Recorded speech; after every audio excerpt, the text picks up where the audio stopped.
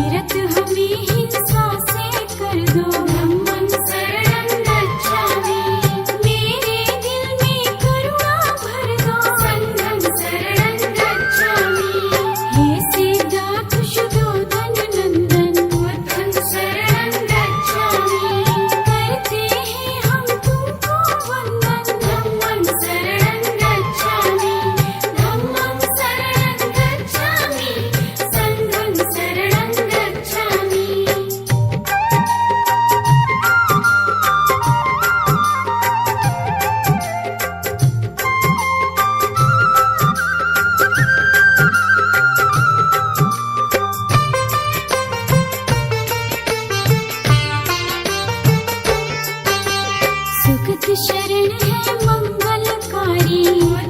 शरण गच्छामि हर लेती है दुख संसारी शरण गच्छामि पंचशील पथ है कल्याणी शरण गच्छामि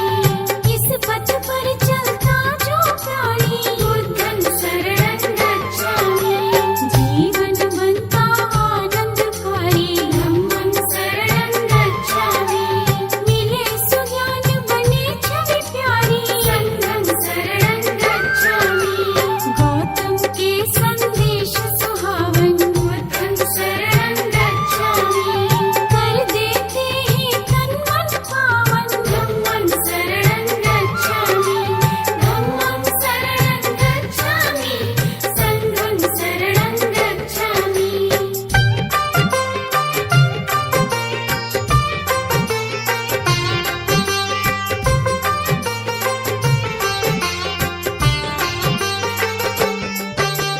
चार सत्य गौतम ने माने शरण गच्छामि दुख क्या है उनको पहचाने शरण गच्छामि। लाला खाइले कलौना बड़े प्रेम से विनय करूं हाथ जोड़ के लोटा मागा लोटा नैया काठी मागा काठी नैया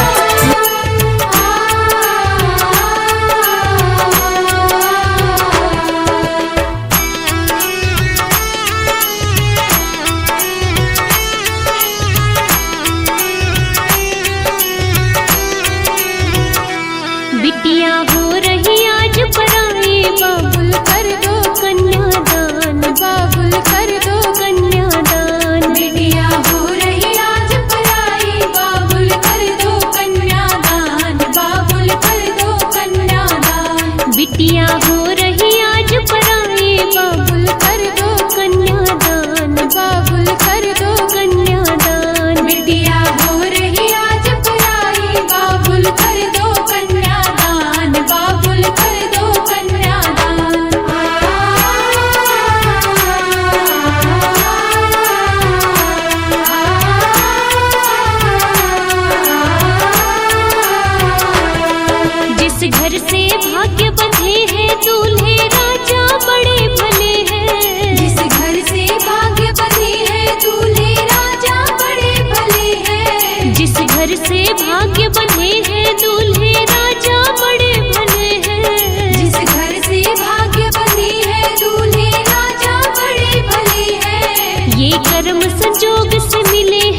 की